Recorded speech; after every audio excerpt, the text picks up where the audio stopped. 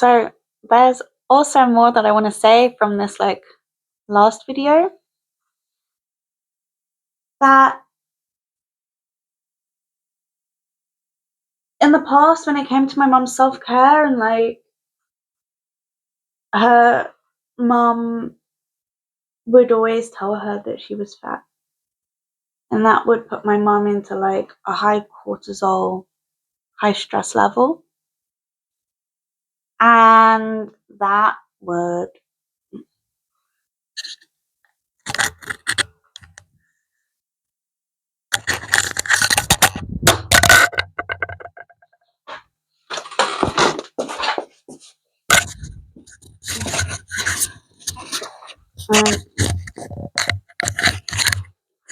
yeah, high cortisol levels, so that would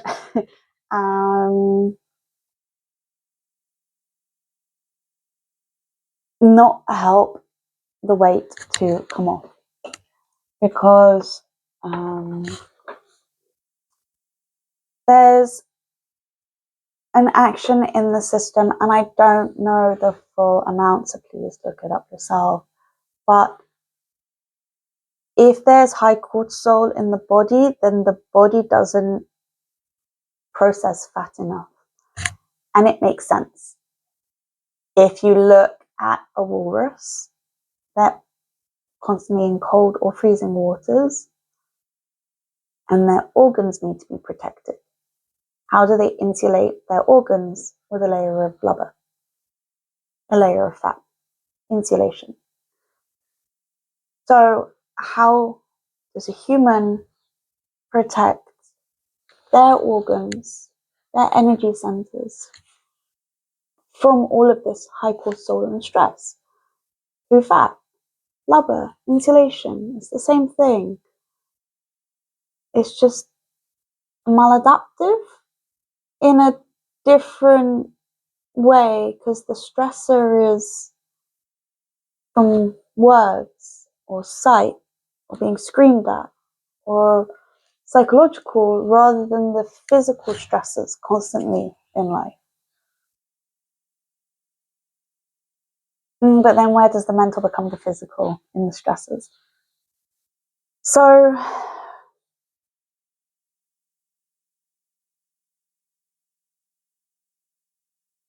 she was, constantly told her weight and appearance wasn't great from her mom.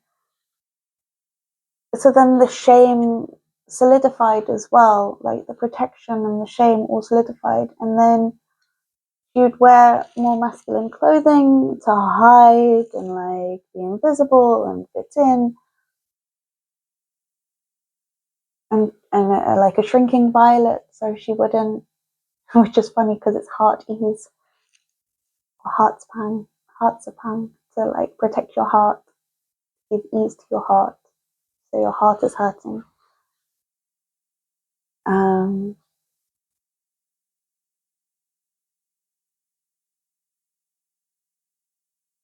It's interesting when you see these kind of ways of being, where the plants are connected to the actions of the body and the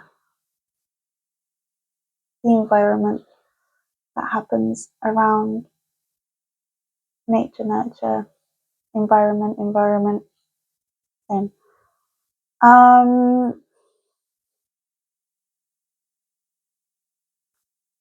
So yeah, having all of this kind of protection, and me wanting my mom to be beautiful. Like, we come from a vain family. We just do. We're an elegant, vain family that's stylish and beautiful. That's just who we are, and that's okay. We like nice things in life. We come from a nice family, so we expect a lot of each other, because we are vain and we are nice and we are beautiful, so we expect a lot from each other. And me expecting from my mum, her mum expecting from her, other members of the family also expecting from her.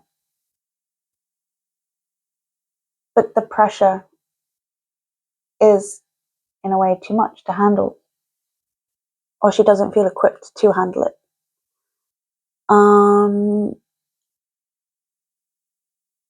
And so for many years, it would really be this like struggle or fight in order to like, come on, mum, wear something nice. Come on, wear something nice. Wear something nice. And then suddenly something switched in her, and then she really like went very ostentatious, very bright, very much like, look at me, let's be seen, with like really big pieces of costume jewelry. Like, it was really interesting to see the switch. Like, big red lipstick, bright blue mascara,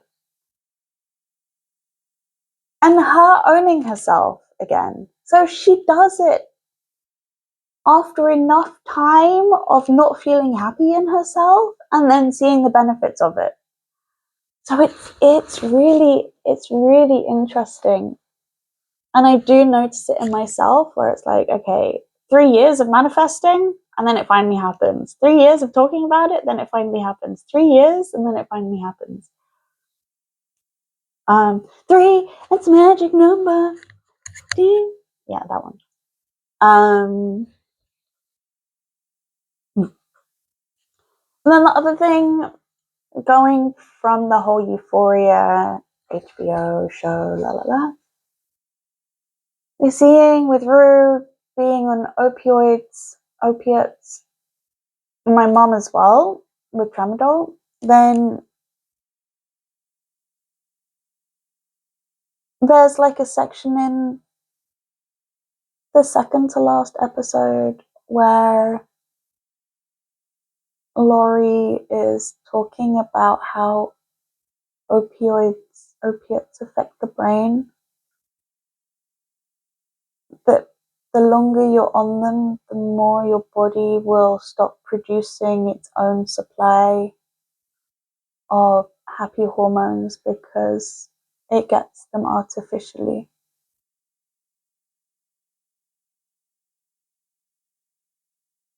And after this operation, we will go through tramadol withdrawal, tapering.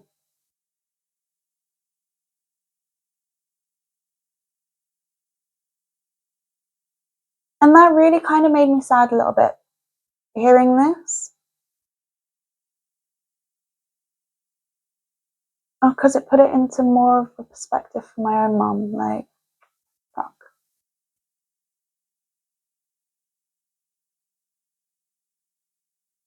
Shit.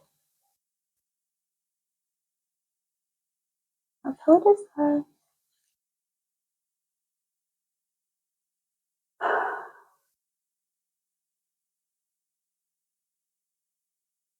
There's like so much frustration about this whole experience.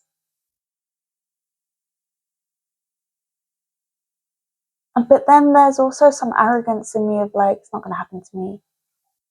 But then now I'm 36 and I'm noticing changes in my own body, and I'm like, should kind of start doing stuff. And then I'm like, but my own patterns every day. And I'm all about the fucking patterns. So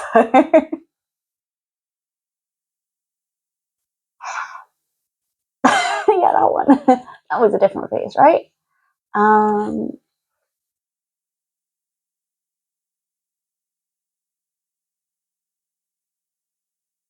So then what do I do to stop it from happening to me? What do I do? Face massage, exercise. how do I move out of the frustrations? But then how do I also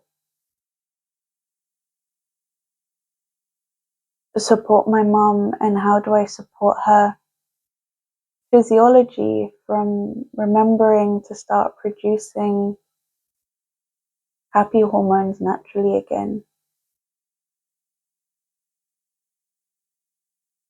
Is it also that I need to talk to my dad on how to handle this together with him?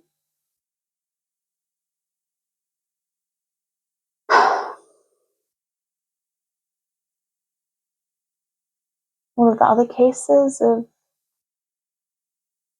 30-plus-year pharmaceutical opioid dependence, what do they do? Because then it also gets to the point of, yeah, physiologically,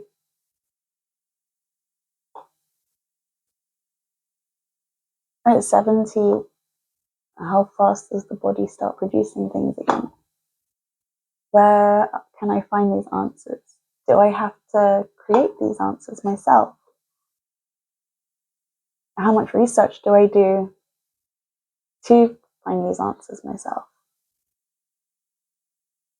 What kind of protocols do I have to create in order to do this kind of stuff?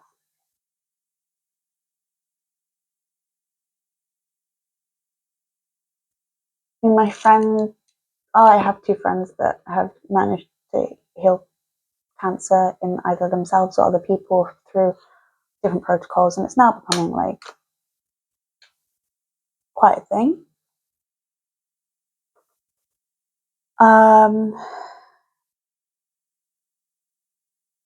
So then it's also, how do we create a protocol for my mum, for her body to produce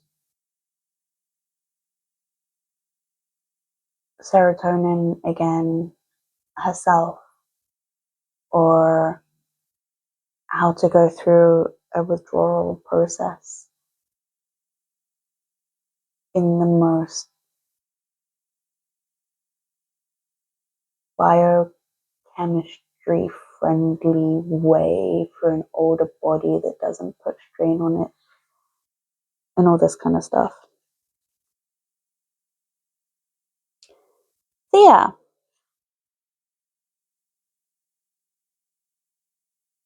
that's another thing to do this year.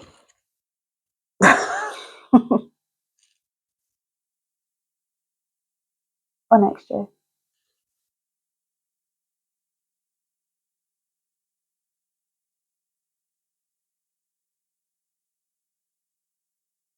But I know that it will help so many other people, so gotta get done, right? Even just my own life up until this point will help so many people. So yeah. That one. Okay. Those are the other 2 points. Love you, ciao, bye.